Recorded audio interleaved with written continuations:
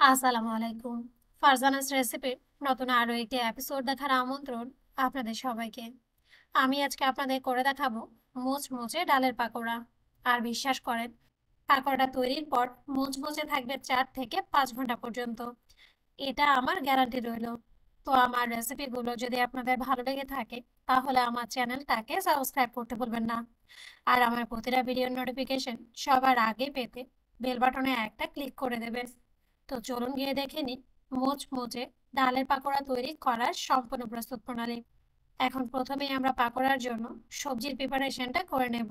তাই এখানে আমি একটা বড় সাইজের বোলের মধ্যে দিয়ে দেব মেজারমেন্ট কাপের 1 কাপ পরিমাণ মোটা স্লাইস করে কাটা বাঁধাকপি, মেজারমেন্ট কাপের হাফ কাপ পরিমাণ ছোট টুকরো করে কাটা ফুলকপি, মেজারমেন্ট কাপের হাফ কাপ পরিমাণ লম্বা ঝুরি করে কাটা আলু, মেজারমেন্ট কাপের হাফ কাপ পরিমাণ লম্বা ঝুরি করে কাটা গাজর, হাফ কাপ পরিমাণ ছোট টুকরো করে কাটা পেঁয়াজ পাতা, 1/3 কাপ পেঁয়াজ কুচি, 1 টেবিল চামচ কাঁচামরিচ কুচি, স্বাদ মতো লবণ।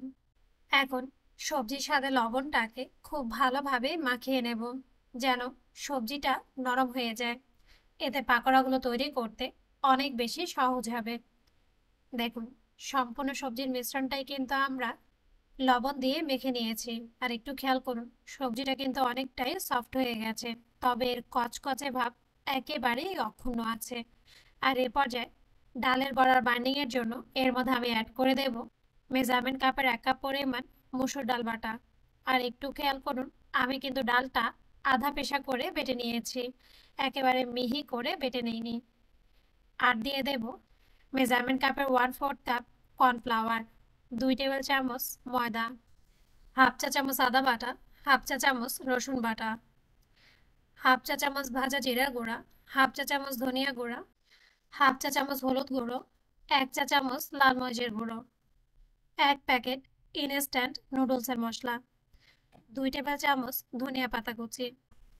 এখন এই সবগুলো মশলা সবজির সাথে খুব ভালোভাবে মাখিয়ে নেব।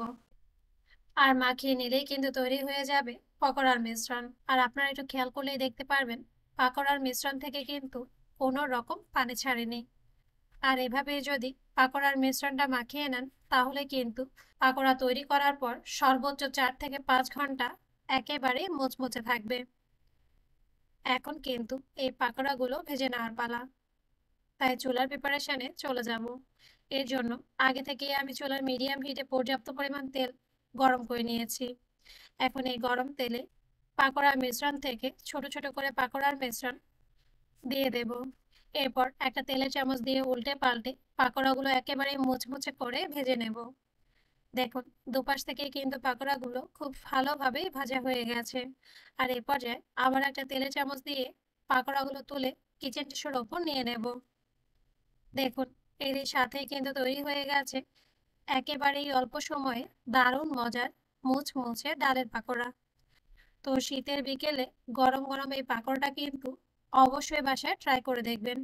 আর আমাকে কমেন্টস করে জানাবেন আপনাদের কাছে এই মুচমুচে পাকোড়ার স্বাদ কেমন লেগেছে। তো আমার রেসিপিগুলো যদি আপনাদের ভালো লেগে থাকে, তাহলে আমার চ্যানেলটাকে সাবস্ক্রাইব করতে ভুলবেন না। আর আমার প্রতিটা ভিডিও ফ্রেন্ডস এবং ফ্যামিলির সাথে শেয়ার করবেন। আজ এ পর্যন্তই। আল্লাহ হাফেজ।